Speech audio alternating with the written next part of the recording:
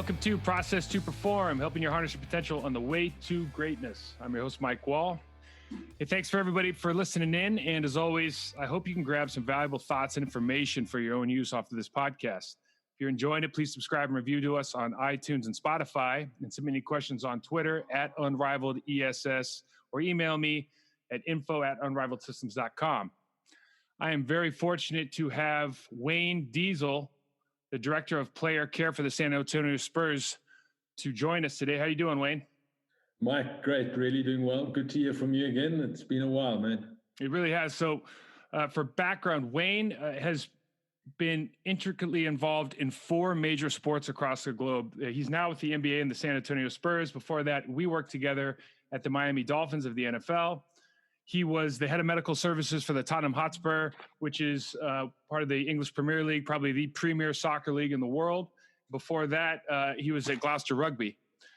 And so, Wayne, you've seen, I mean, the level of athlete you've seen over 4 major global sports. You know, it's got to be, we talked about this yesterday. You just have so many different experiences that we can tap onto here. So thank you very, very much for being on. I know you're down in San Antonio right now thinking about creative ways to engage your athletes during this pandemic. Yeah, it's a pleasure, Mike, and thank you again for asking me to come onto your show. I've thoroughly enjoyed the shows that you've had before. And again, I can just encourage anyone that is listening to go back and listen to those other podcasts, because there's a lot of very valuable information and things that certainly resonate with myself. And, you know, maybe this is the time that athletes have got to listen to those things and reflect on what they can do. And hopefully they can then come out of this with new skills, new ideas, new beliefs, new habits, whatever it else is. We just got to get better. Yeah, you nailed it, Wayne. And the reason I wanted to have Wayne on, you know, the mission of when I started this Process to Perform podcast to help aspiring athletes take control of their careers. We want to help players, parents, and coaches identify those areas of opportunity and understand how to proactively improve their process so they can find a better outcome. And what we don't want to do is ever miss an opportunity to help athletes learn. And Wayne, your career has been so much about empowering players with information to help them make better decisions, whether that be through associating ailments with movement patterns and movement pattern corrections, or by introducing monitoring technologies. And you've just had such an impact at the highest level in all these different sports. Can you kind of talk about your philosophy for a couple of minutes?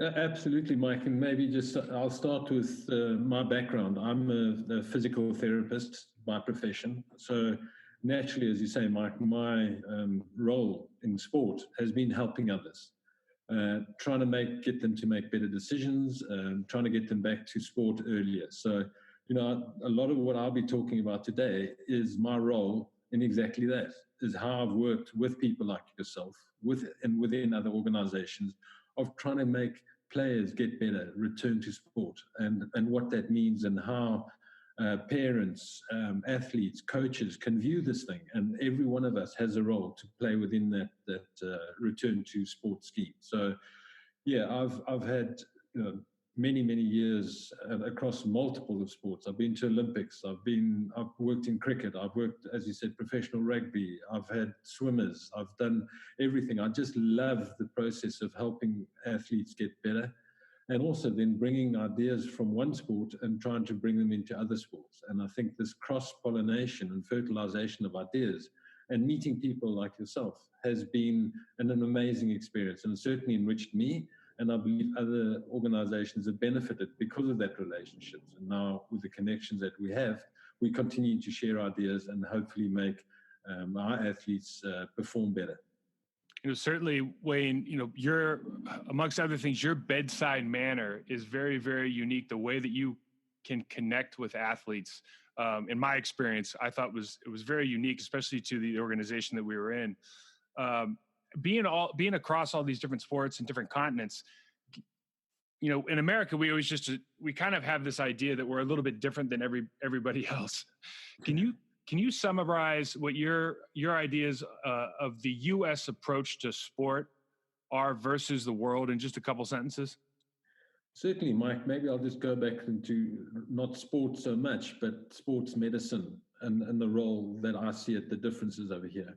where certainly coming from Europe, we were a lot more inclusive of the various departments, should I say, within the team, i.e. the strength and conditioning, sports science, medical and coaching side, where it was an all-inclusive, what I call interdisciplinary collaboration, where the departments worked together. Where when I came to the US, it was more what I'd consider a multidisciplinary setup, whereby they had all these different disciplines, these different departments, but they worked in silos, in isolation. So yes, there were many of them, but they weren't interrelated as well as I expected them to be, and as what I was used to working from Europe and certainly in South Africa. Yeah, and you certainly brought a lot of that interdisciplinary culture over when we were working with the Dolphins. And one thing I think we're going to spend a lot of time on today, we really went through this return to play protocol. And I think that's something that you had experience with from working in these different clubs overseas. It was revolutionary really in American football. And I think it made a positive impact, not only on the end result, which is the player, but I think it made a real impact on how each of these different silos, as you called them, view each other and view their ability to work together. So you want to just go into a little bit about what that return to play protocol maybe was in the past for American football, and then how you experienced it, and so what we tried to implement?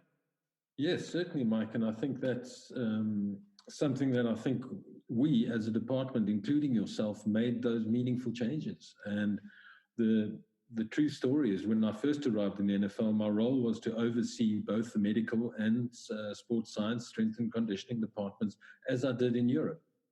But the NFL were against that. They did not want me overseeing medical and strength and conditioning. They were very much of the mindset that it had to be siloed, that medical people, we couldn't have the influence. Despite my profession being a physical therapist, they still didn't want the two integrated. So I think, again, with your expertise, helping on the technical side of it, with the head strength coaches, with the head athletic trainers that we had at the time, we were able to sit around the round table. And even though I was not technically their director, we then collaborated and we said, okay, we are going to make this work, irrespective of whether that's what the organogram showed. We just believed that this is the right way to do it. And I think that approach, again, was in silos. It was very much, we would start off the injured program where the strength coaches, yourself included, would not see the player through the early acute phases of that injury. So they would be treated by the athletic trainers, by the PTs. They would do their things. The doctors would release them 4 to 6 weeks later if it's a long-term injury. Then that would be handed over to the strength and conditioning coaches. They would then do their bit, or they would say basically, okay, well, you've got a week to get them ready. Mike, and I'm sure you can recall just how difficult that was, both as a player and obviously as someone that's working in those departments where we don't have that communication, we don't have set programs where we can go through and say, okay, what is your role now? And we introduced that where we said, as a strength coach, surely you have a role right from day one after surgery, where you might not necessarily affect the person's knee if they've had a surgery on their knee, but you can work on their upper body. You can work on other things. You can start doing other conditioning sessions. So everyone's included. Clearly, that continuum would indicate that in the beginning, the doctor and the physical therapists and the athletic trainers spend more time with that player. But as they go on that continuum, slowly the strength coaches, the sports scientists, they start taking over. So it's not, okay, after 6 weeks you stop and then you start. It's just a gradual transition between the different disciplines. Make sense? Yeah, absolutely. So the value for the player, we talk a lot about, and I know that you listened to that podcast we did on that, on the whole idea of the mastery of craft pyramid, and the value for the player, the end result, the end output in this return to play protocol is that we're giving them, it's very actually much like we're sitting here now in isolation. You have, as you just referred to, we have this unique opportunity when these players are injured to really build on those foundational building blocks and helping them become a mastery of craft. Now, what we did for my phase of that, we would work on their technical foundation And if they weren't able to do some aspects, if they had a lower body injury, we'd work on their hands, or we'd work on their hand-eye coordination, or all these different various things. We had the ability to improve their foundational knowledge. We could teach them how to watch film, how to study opponents. You had mentioned, actually, Jose Mourinho, I believe, a couple days ago when we were talking for this in preparation for this interview, about how he really takes that time, especially with injured players, to teach them exactly how to prepare for this opponent, how he thinks about the sport. Yes, and I think those are the opportunities that exist, not just in this time, but also when a player's injured, Mike. And yeah, again, I give credit to yourself. With previous areas that I'd worked in, I didn't have someone that was as highly proficient in understanding the technical demands of the sport working within our departments. So we'd have the strength coaches, the meatheads, they would know, they could lift, but that sometimes they didn't have the true understanding of what it took to become technically what it was required from that athlete. So having someone within that department that was able to basically bridge between what the coaches required and what the medical department required is a huge asset. And I certainly, anyone listening to this, or coaches or people that are responsible for setting up these departments, that to me has got to be one of your important members within that team that can provide that bridge between coaches and medical staff. I think that's, I don't know how unique to different sports that is, based on kind of what the requirements not only are for that organization, but then, how their bargaining agreement looks at, different positions on the staff as what's able to work with certain players. We had a very unique structure in the NFL, where you have to be part of like the sports performance staff in order to work with some of these guys on a full-time basis. Being able to work with all these different departments. Also, I think one of the things we talk about on the podcast all the time is routine development. And what I've always noticed, when you really look at kind of the elite level pros, the guys that get hurt, or maybe they've been hurt earlier in their careers, they take these recovery protocols and they make them part of their routine. It's part of their fabric. It's part of their DNA and who they are.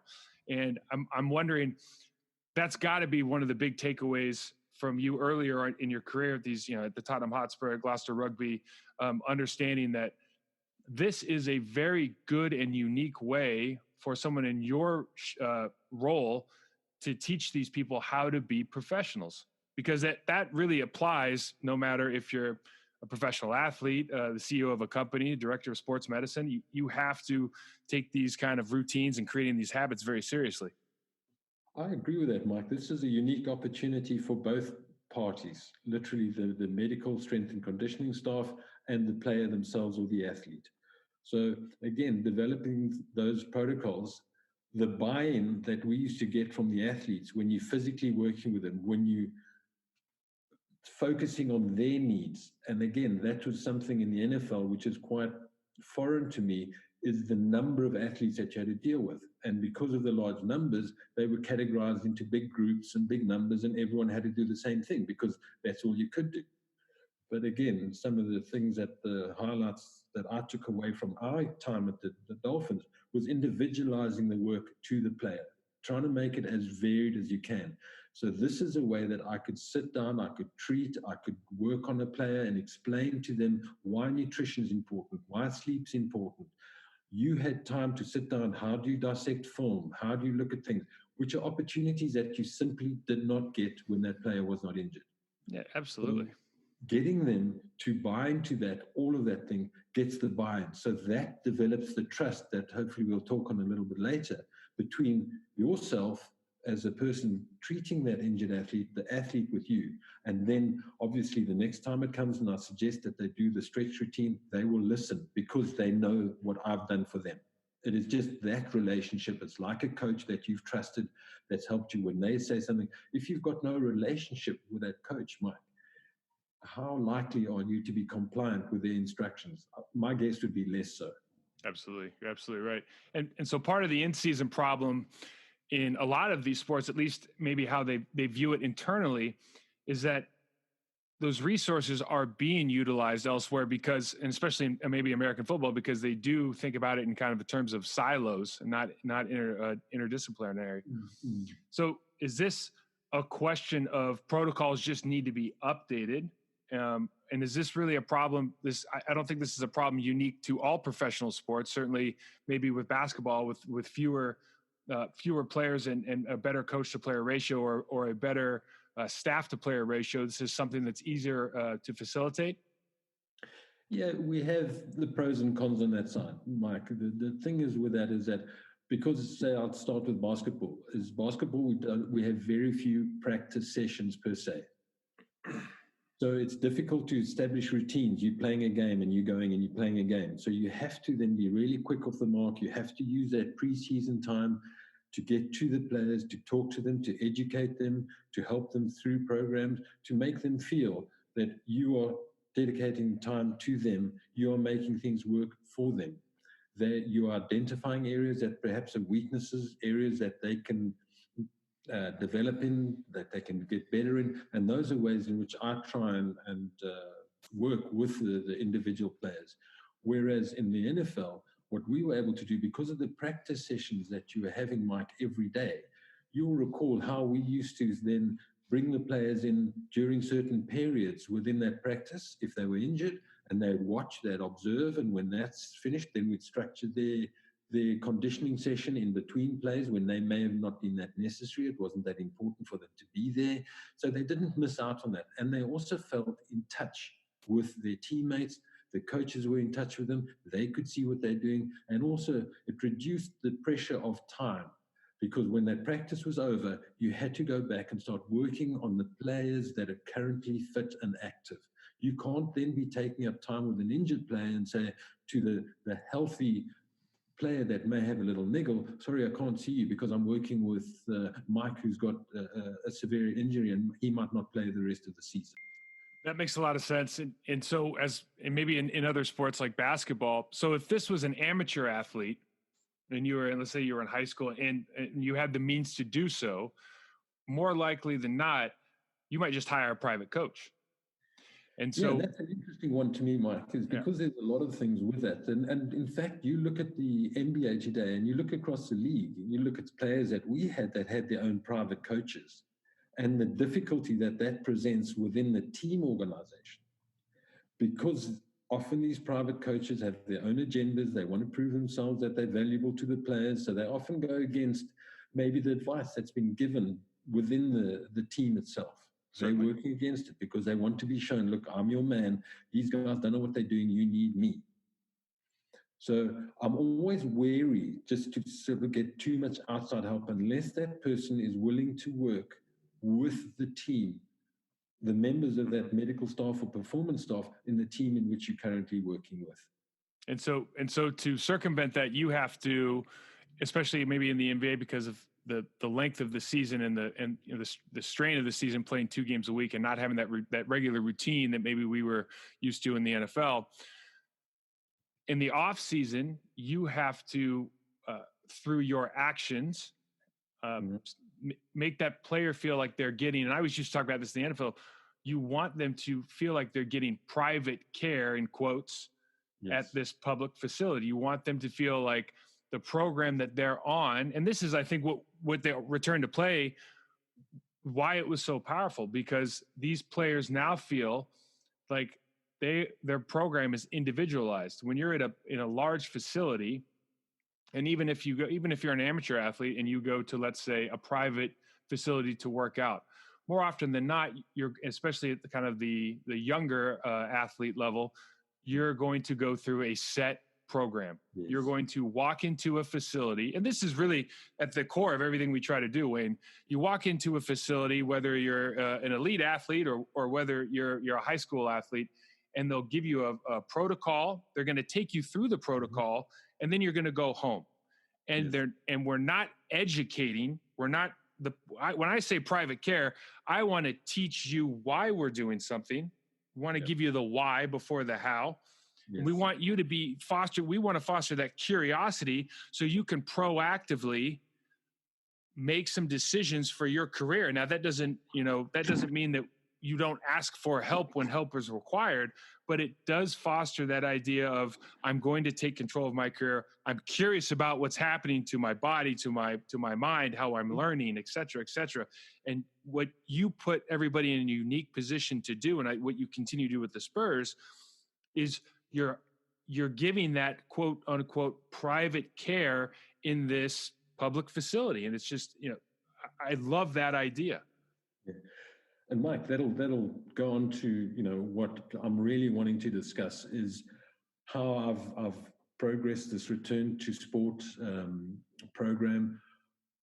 In basketball recently, we've taken everything we did at the Dolphins, and I recently read an article by a friend of mine from the UK who said, how do we get these athletes to return to sport safely? What are the processes? And everything we're talking about, everything that you're saying, Mike, you may as well have written this article, because he discusses, and they discuss, I should say, there's 4 important habits that you need to look at when you're returning someone to play. And we did this with one of our players who had a long-term injury last season. He missed the entire season for that. And we instituted that with great success.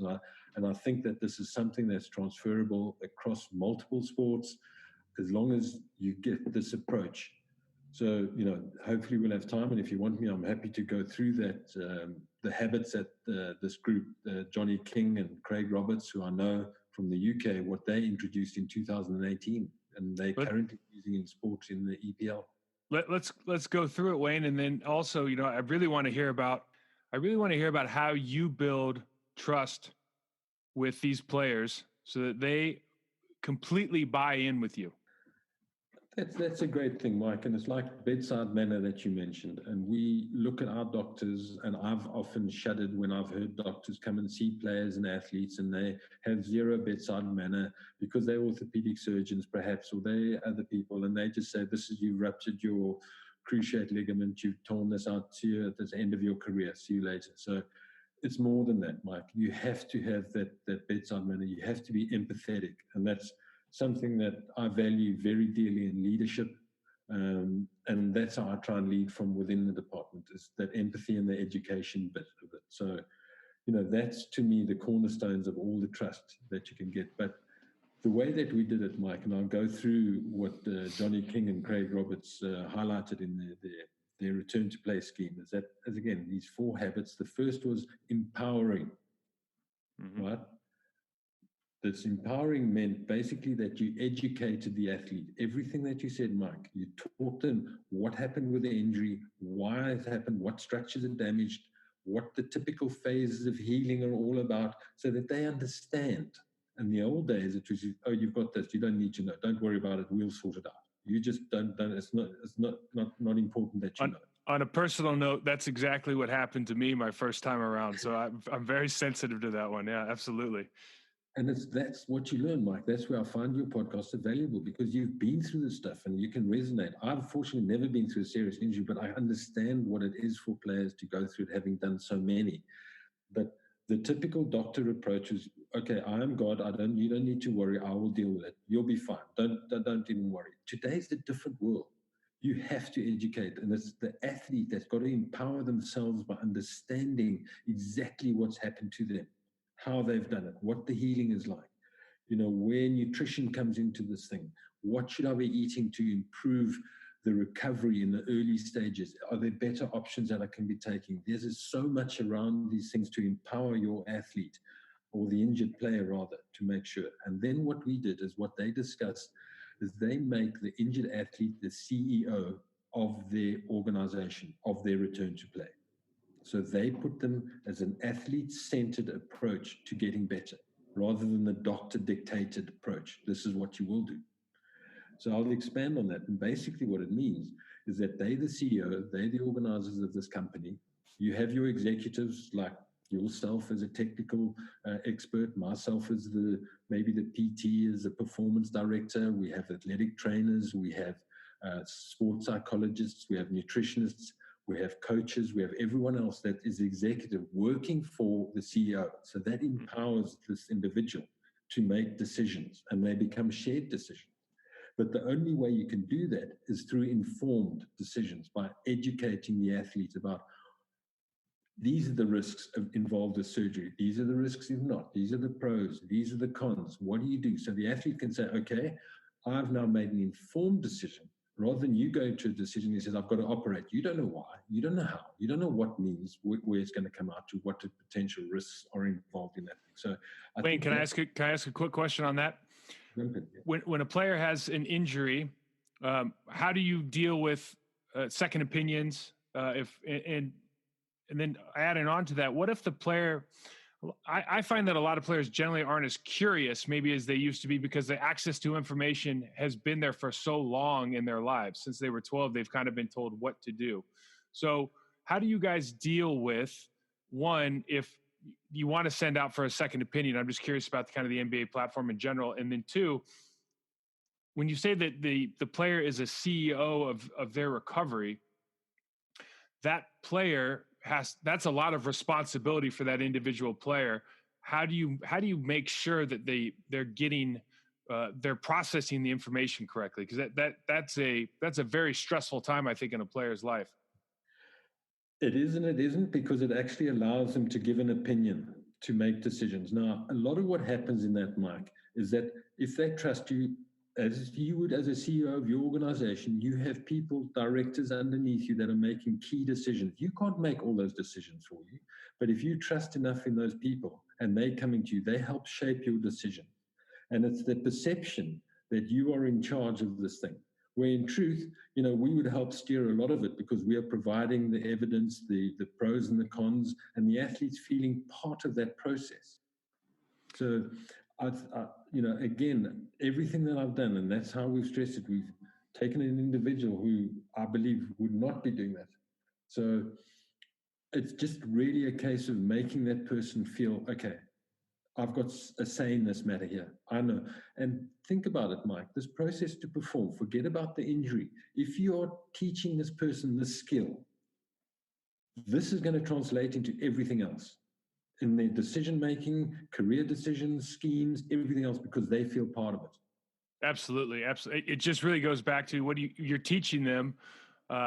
You're really teaching them a process to go through to get back to where they want, or hopefully better than what they were before.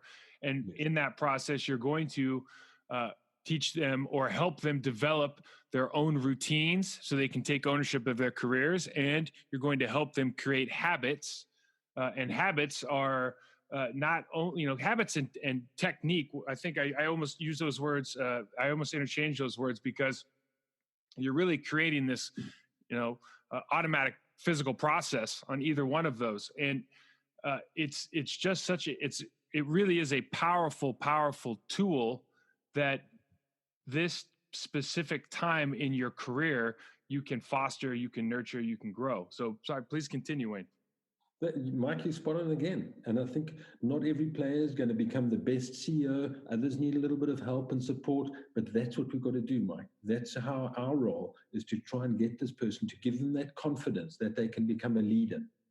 How many successful teams have you been on, or unsuccessful teams, when you've seen no leadership?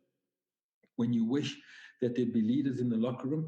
This could be a process where you can take some kid and you can start showing them, and hey, I really like this role. I'm happy. I'm confident standing in front of a coach and doctors and telling them what I want.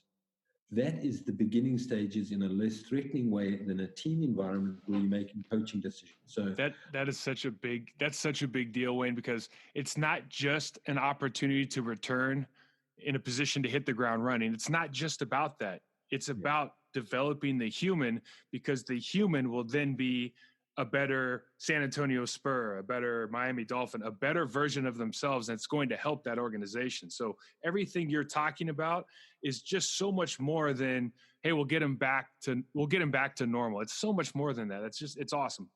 And that's it, Mike. And again, I think you've witnessed that. You've seen how we've done it to those players, and they become loyal family in a true sense of the word within that organization, because they know how much we've cared for them. And that gives you the leadership within the locker room, because they will always have your back. They'll always cover it. They'll always make sure that younger athletes, people that they have influence on, are going to listen and go that. And that sets such a great example for everyone else. And those are the things that are the hidden benefits of this process. So we've empowered our athlete. They're the CEO of their recovery. What's next? So engagement. So what they talk about, one of these habits, you engage them. And what we did was other objectives. So you say to them, okay, now's an opportunity, Mike. You haven't seen your 3-year-old daughter for so long. What are the personal things? Spend some time with them, develop them, do things. And even over this stage where they're not injured, go and spend that family time doing those things. Get hold of people that you haven't done before. There's other things that we can do to build into this thing. Spend the time with your significant others, with your father that may be aging or ill or whatever else. Do these things now that you'll never get another opportunity to do. So we look at whatever objective that person has got and say, what are the personal things? What are the things that you would like to be able to do in this, maybe this free time that you have on a personal level, right? Certainly. So that they get, okay, this is something that I can come out of it. And certainly parallels here. Obviously what we're dealing with this pandemic, certainly some parallels here, Wayne. 100%. And that's the thing. And then you go on to the professional development side of it, where people like yourself are always the biggest asset for my department is that, okay, let's teach them technique. I know that his foot positioning is a bit slow. I know his hand positioning is not great. I know in basketball, maybe his free throws could be doing work on. And that's what happened with our player, where he was maybe not the most efficient shooter. He's now significantly better than he was before. So the plus that's come out of it, what has happened then, other athletes that have witnessed that transition said, hey, if I get injured, it's not the end of the world.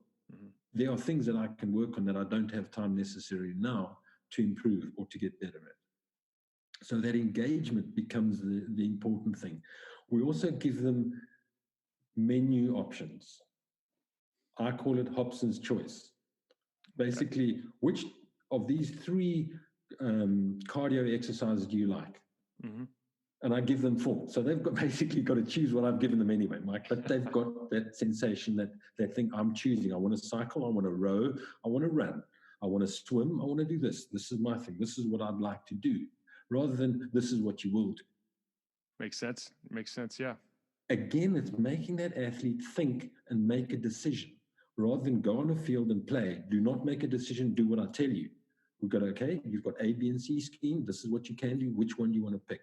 It's teaching them, empowering them, engaging them to do the things that I think are going to help not just their injury, but their careers.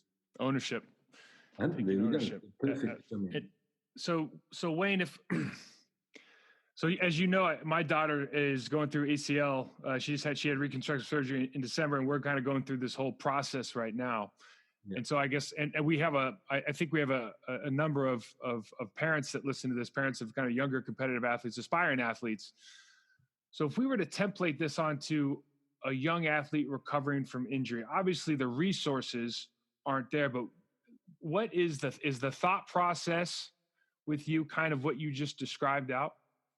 Correct, Mike, because we educate them to the level that they're capable of being educated, and especially with a young athlete, and that's when the most damage is done, because parenting, you don't need to know.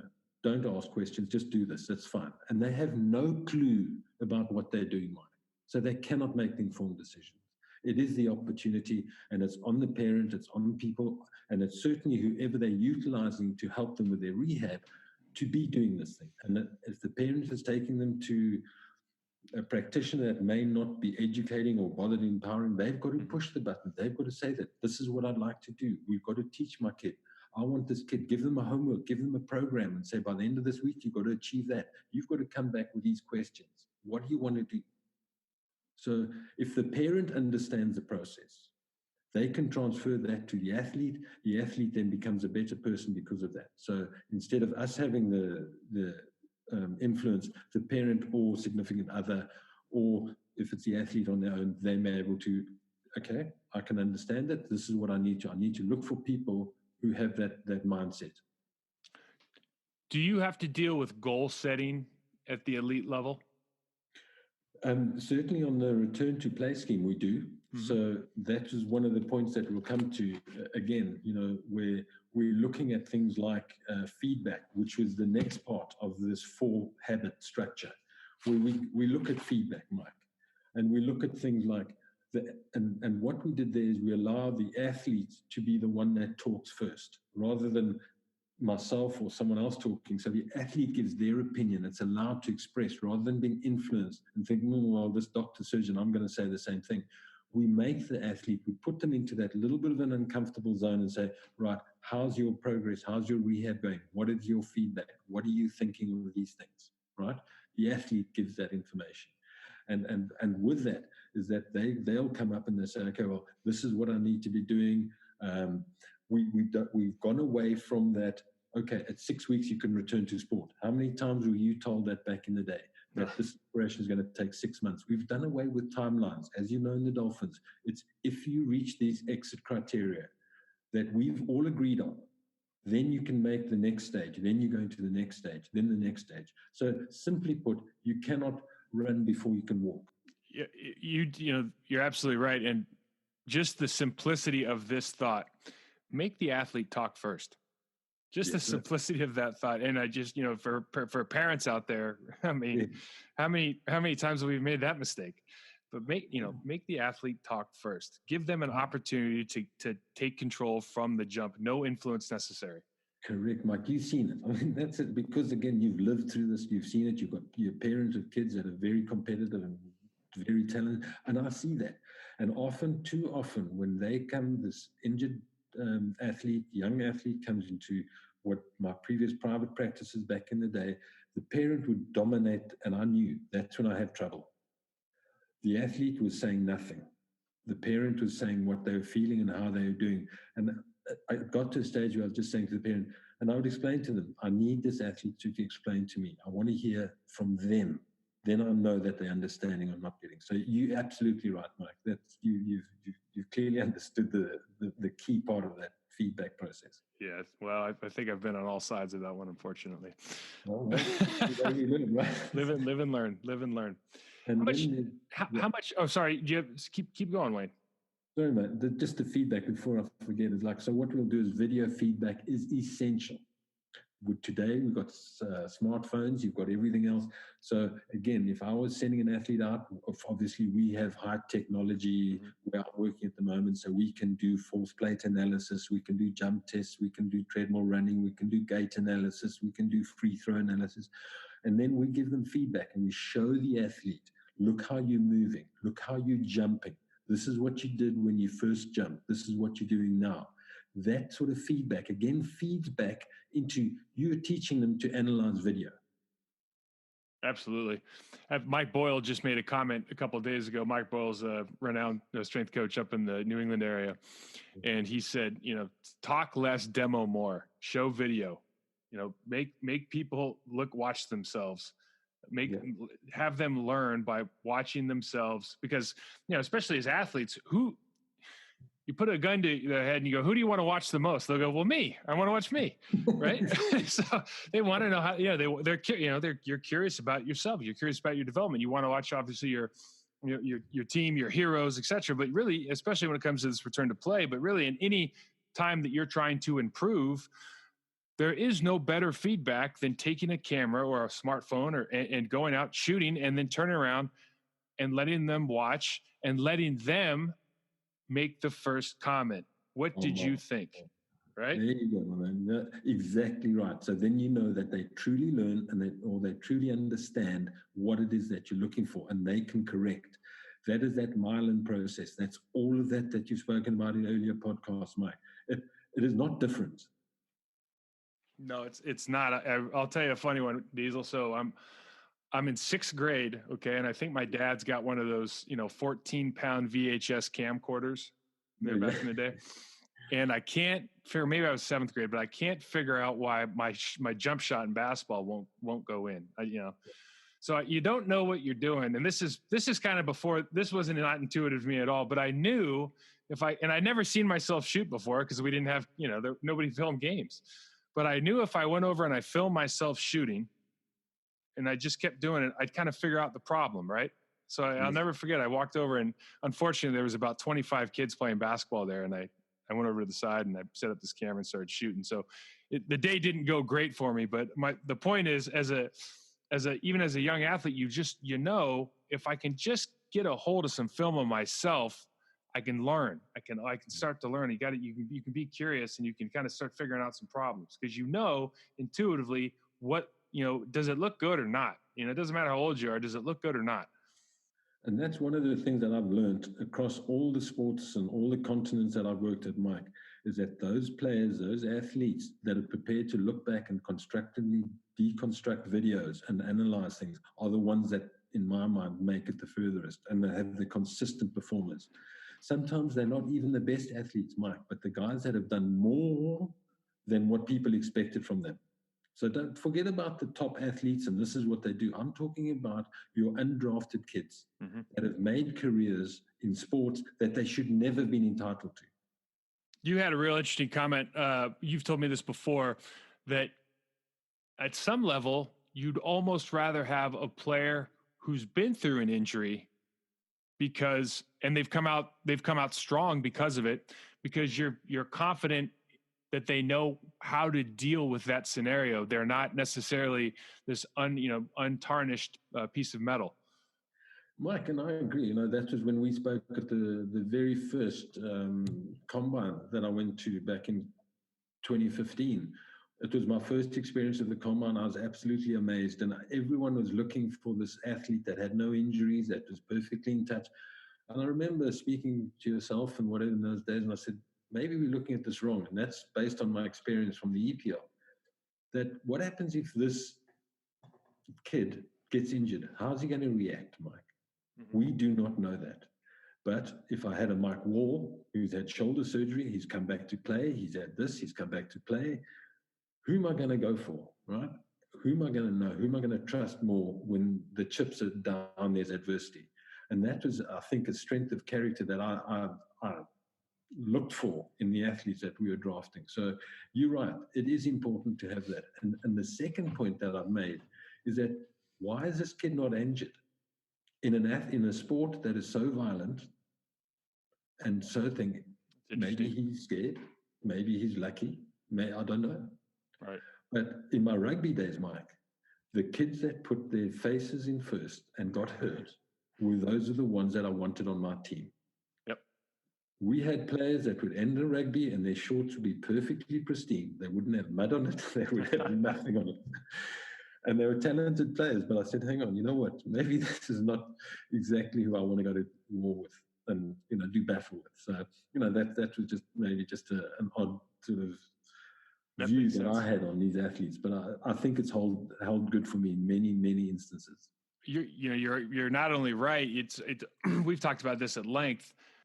The experiences that you have from your perspective, and the experiences that maybe ex-players have from their perspective, I think are valuable for teams when assessing these players. The NFL draft's coming up right now, and I've always talked about how a shark can smell a shark, and if you put an Rams Hall of Fame linebacker in with a prospective linebacker, I'll bet you within 35 seconds, your Hall of Famer can tell you whether or not that guy's good for the Rams organization. I'm just using Rams as a random, but that you can tell, and the experiences that you have, that's such a value that I think organizations don't necessarily utilize when we talk about acquiring talent. Because you're only looking at the 30,000 foot view sometimes when you have these guys that are just knee deep in it, asking interesting questions and having unique perspectives based on their process and their profession. And that's what I did, Mike. So when we had all those interviews back in the day, when they'd come and sit in our offices and I'd have the chat, I'd say, tell me about your injury experience. What have you been through? That would reveal all of these things. So whether they viewed film, whether they had action plans, whether they did this, whether they took control.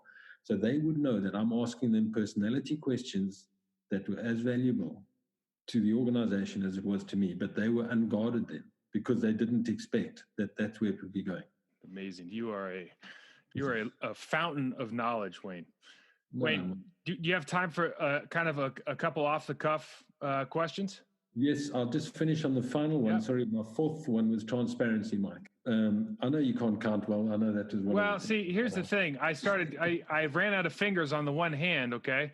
Because I think you double counted. I'll go back and check on the tape. Apologies. Yeah. All right. So transparency is just very simply that is the the trust that we develop, the communication, but it's a two-way street. I need to be as transparent with you, the injured player, as you are with me. So I would know if the player is not being honest with me, not telling me that he's feeling pain or he's feeling good, it doesn't work, Mike. Mm-hmm. So any kid out there listening, be transparent, be honest, tell them exactly what you're feeling, that you're not happy, this doesn't feel good, or you think you can do more. That is important. That goes right back to, I think, with a lot of professional athletes, at least, and even at the younger levels, you have to be able to trust that person you're speaking with. You know, I've been in buildings where there is not that trust, and that sense of that big brother idea is something that you don't feel comfortable disclosing everything to, or you're not lying, but you're certainly going to be guarded. So you have to have a culture in the building and then through that organization where players know, yes, this is a business, but while you're with us, we are going to treat you like family. We're going to love and support you, and we're going to do everything we can to make it work. Correct, Mike. And that's that transparency thing. You have to be with them. They're going to be tough decisions. Mm-hmm. Everyone's career comes to an end at some stage. There's always someone better that comes out there. But if you've been honest and transparent with that athlete, they will be there for the rest of your time. You know, they're going to move on as a free agent. They're going to do a lot of those things. But you will leave that organization with everything intact, with your credibility. You know what it's like. Coaches speak to coaches. Don't touch this kid. He didn't engage. He didn't do anything else. It is critical for an athlete to make sure that they don't burn bridges. As much as they think they're talented now and the rest of the world needs them, but they can act as an idiot, it doesn't work out, Mike. You know that. You've seen that. You've probably got countless examples where you've witnessed that personally. Yeah, absolutely. You can only fool so many people. There's a lot of people in these buildings, so that's always my message. Just be open and honest. Being open and honest with people is never having to apologize for your actions. You know, really, at the end of the day, if you do it right, you got nothing to regret. Yes, sir. Yeah, sure thing. It's really remarkable what you've been able to do in multiple American organizations now, coming over and bringing this kind of culture of interdisciplinary skill in this return to play protocol. But I know it's larger than that, but it's a very good vehicle for you to kind of express your philosophy on sport to all these different organizations. It's been it was a pleasure to be around, and certainly a pleasure to keep watching. Thank you, Mike. And again, as I say, this is not me. This is an organic thing. It's people like yourselves working. I think we are fortunate to have great people around us. I continue to have very good people around us. And I think maybe that's the answer, is that you have like-minded people that are prepared to push it, looking for the welfare, the process rather than the outcome. That always pays dividends. On that, I'm a huge process over outcome guy. And I think a lot of teams talk about that all the time, right, Wayne? But it's so hard when there's money involved and there's consequences to losing games and people's jobs are on the line. So is that, have you ever seen that really in practice with an organization, or is it always going to be limited to, different parts of that organization are able to look at things in terms of process? Or have you ever been around a group that just really practices what they preach there? I have, Mike, and I don't want to start listing names of organizations, Sure. But what I can tell you is that those that are more engaged in the whole process of the outcomes thing are the ones that I've had more success in. Absolutely. Undoubtedly with that thing. And, oftentimes I think we've got bigger and bigger and bigger within organizations. I know the performance department has grown exponentially.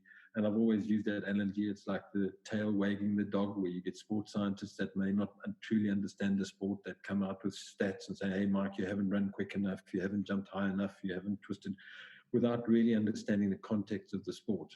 Mm-hmm. And I think that is now coming to an end, where coaches are saying, okay, you've inundated us with this data, you've sort of just pushed it over our heads. We don't understand. We need to start understanding this. The coaches are becoming more informed. And certainly those guys that look at that, and you can then sit down with the organization, with the key decision makers, and say, this is our plan. This is what we're going to do. In the long term, those, in my opinion, and certainly my experience, have been the organizations that have been the most successful and continue to be successful. Great point. Wayne, Thank you so much for coming on. I think that that was very, very informative, a unique perspective from certainly a unique guy. And you've been around so many different organizations, and your impact has been much, much larger than, just your department. So thank you for coming on, and, we'll talk to you soon. Thank you again. It's a pleasure, Mike. Stay well. And to everyone that may be listening or listen to this thing, do the right thing and stay well. Thank you. Awesome stuff from the Diesel Man. If you want to read the article, Empower, Engage, Provide Feedback, and Be Transparent, I'll put the link in the notes at the bottom. Again, if you enjoyed, please subscribe, rate, and review. I'm your host, Mike Wall. Thanks again for listening.